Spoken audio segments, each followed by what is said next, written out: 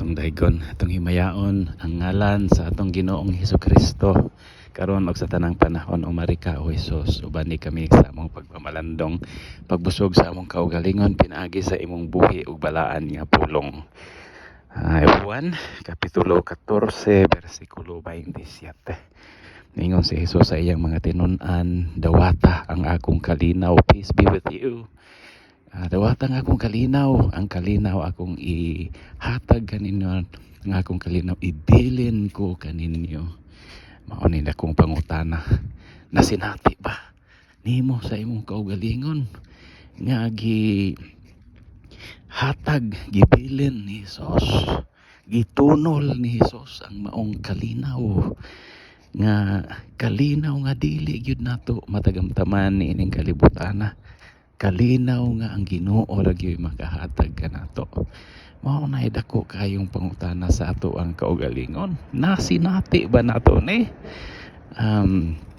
Kay kung wala, then dako kayong posibilidad nga ang ato ang pagtuo taphaw lang, ang ato ang pagtuo sa ngalan lang, ang ato ang pagtuo wala gyud makatuhop sa ato ang dughan sa atong una-una sa atong kasing-kasing.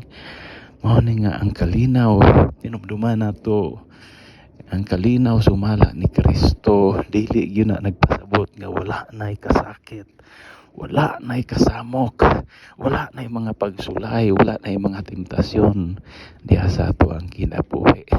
Ang kalinaw ipasabot ni Hesus nga nagpabilin tang lig-on, nagpabilin tang malipayon, nagpabilin tang malaumon, nagpabilin tang mutuman sa kabubuton sa Ginoo, bisan pa man og gitamparos ta sa mga problema, bisan pa man og iputos ta sa mga pag-antos.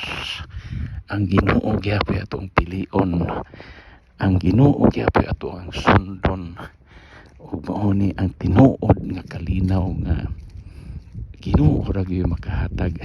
Mao ni ang tinuod nga kalinaw nga atong masinati kung mupili ta sa pagsunod sa ato ang Ginoong Hesukristo. Mao ni ang kanang tawag na to og passion, mao ni ato nga pagkamatyan nga maong klaseng kalinaw sa pag tuman sa pagsunod sa ato ang Ginoo. Nagauban ako kanimo Maria diha sa imong mga pagdahig sa Ginoo. Ang Dios manaa kanimo, mao nga ang sala layo gyud kaayo. Daghan kayong salamat sa imong pagkainahan nga sulondon. Naminaw ka sa Ginoo sa tanang higayon. Santa Maria, piniling inahan sa Dios, giampo mo ako sa kamakasasalang kabos aron ako maandam sa akong kamatayon.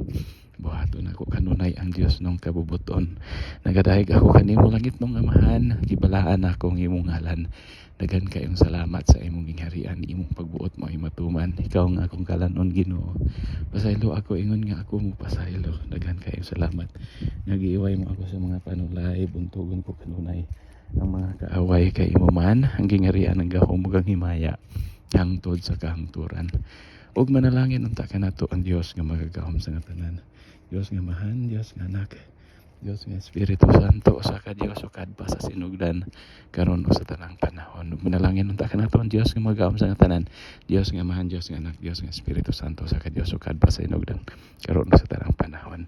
Ang grasya sa Ginoo at Hesukristo manaha unta kanatong tanan nga mga balaang katawhan sa Dios. Amen.